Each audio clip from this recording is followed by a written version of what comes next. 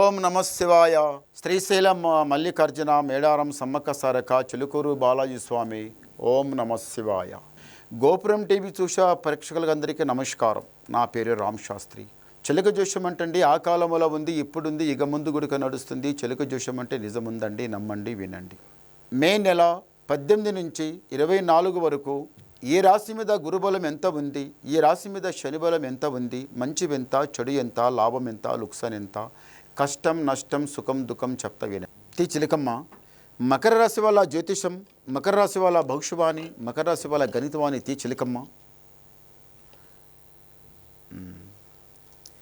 ఈ మకర రాశి వాళ్ళకు సాక్షంగా స్వామి అయ్యప్ప. ఈసారి స్వామి అయ్యప్ప మాల ఎవరైతే వేసిండ్రో, ఆ శబరికి ఎవరైతే నడుచుకుంటూ వెళ్ళిండ్రో, ఆ శబరికి పోయి స్వామివారికి దర్శనం చేసుకుని ఎవరైతే వచ్చిండ్రో వాళ్ళ నెట్టి మీద దరిద్రం పటాపంచలం అప్పనే అయిపోయింది.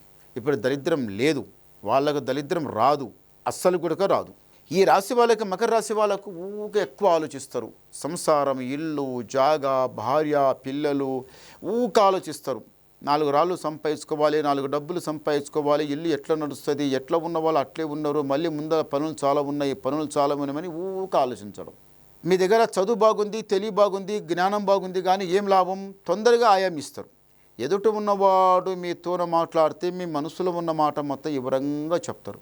ఉన్న మాట లేనిది, ఉన్నది, అట్లా ఇట్లా అట్లా ఇట్లా మొత్తం చెప్పడమే. తొందరగా ఆయాం ఇస్తారు. అయమే ప్రాణగండం. మీ అయం దొరికిందంటే కథం, నెత్తి మీద కాలు పెడతాడు వాడు. నీకున్నట్టు గుణం ఎదుట ఉన్నవానికి ఉండదు. చూశారా? ఎవరైనా కానీ ఇంటి గుట్టు అవతల జరగవద్దు, తన ఆయం ఒకరికి ఇవ్వవద్దు. అయమే ప్రాణగండం అన్నారు. అయం ఇస్తే అయిపోయింది. అదే అట్లా ఏకండి. మకర రాశి వాళ్ళు ఇంటి లోపల కళ్యాణం చేయాలి, లేకపోతే ఇల్లు కట్టాలి, కట్టింది కొనాలని చాలా ఆలోచిస్తున్నారు. చూడండి, ఒక ఇల్లు కొన్నా వాస్తు ప్రకారంగా కొనండి. 10 రూపాయలు ఎక్కువైనా పర్వాలేదు. వాస్తు కాకుండా ఏదో ఒక వాయుమూల, త్రికోణ ఏదో ఒకటి కొన్న తర్వాత బాధపడవలసి వస్తుంది. ఏమ్రా, ఇంట్లో బయట పోయి ఎక్కడైనా పోయి ఇంటికి వచ్చిన తర్వాత ఎట్లా ఉండాలంటే, ఒక గుడిలో పోయి దేవునికి దర్శనం చేసుకొని గుడిలో కూర్చుంటే ఎంత ప్రశాంతంగా కూర్చుంటారో, ఎట్లా ప్రశాంతం అనిపిస్తుందో, ఇల్లన్న తర్వాత ఇంటికి ఎక్కడి నుంచి బయట కష్టపడి నష్టపోయి అక్కడిక్కడ తిరిగి ఇంటికి వచ్చిన తర్వాత ఇంట్లో కూర్చొని ఒక గ్లాసు నీళ్ళు తాగితే కూడా హాయిగా అనిపించాలి.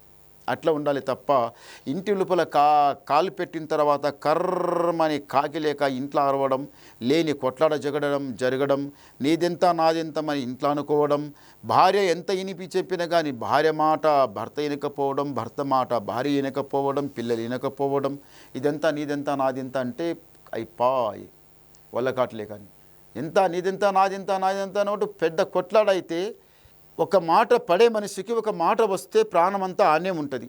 ఎట్లా చెప్పారా నాకు మాట, నేను ఇంత మంచిగా చూసుకుంటే కదా రాయినికి ఏమాయారా నాకు ఎట్లా చెప్పే మాట, మరి అదే బాధ. అలాంటి బాధ పడకండి, కరెక్ట్ కాదు. ఎందు గురించి అంటే అన్నీ మన మీదకి వెళ్ళిపోతాయి. మంచి చెడు అన్నీ మన మీదకి వెళ్ళిపోతాయి. ప్రతి విషయానికి ప్రతి మాటకు అదే ఆలోచించి కూర్చుంటే ఏమవుతుందంటే, అది మనిషి ఒక ఐస్ ఎట్లా కరిగిపోతాడు, మనిషి ఎట్లా కరిగిపోతాడు. కొంచెం కొంచెం కొంచెం కొంచెం కరిగిపోయినట్టు అవుతుంది. కరిగిపోతే మనిషి పనికి రాడు. అట్లా కరిగిపోయిన తర్వాత ఇంట్లో ఏదో ఒక దరిద్రం వచ్చి పైలా వచ్చిందంటే ఏదో ఒక ఇస్పాట్ దెబ్బతింటుంది. ఏదో ఒక ఇస్పాట్ దెబ్బతిన్నదంటే ఇక కథం, ఇంత పెట్టాలి రూపాయల కట్టలు, అంత ఇంత పెట్టిన తర్వాత వేస్ట్ అయిపోతుంది. జీవితం మనిషి ఖరాబ్ అయిపోతాడు. అలా చేయకండి, మంచిది కాదు. పెద్దల సేవ చేసేది ఉన్నది, పేరు సంపాదించేది ఉంది. అందరు కలిసి ఒకటే ఐకమత్యంగా నడవాలి. తిండికి గతి లేకున్నా పర్వాలేదు, ఇంట్లో ఉపాసం ఉన్నా పర్వాలేదు, కానీ ఉపద్రవంలో పడవద్దు. ఒకటే ఐకమత్యంగా నడవాలన్నట్టు ఆలోచన మీకు చాలా బాగుంటుంది.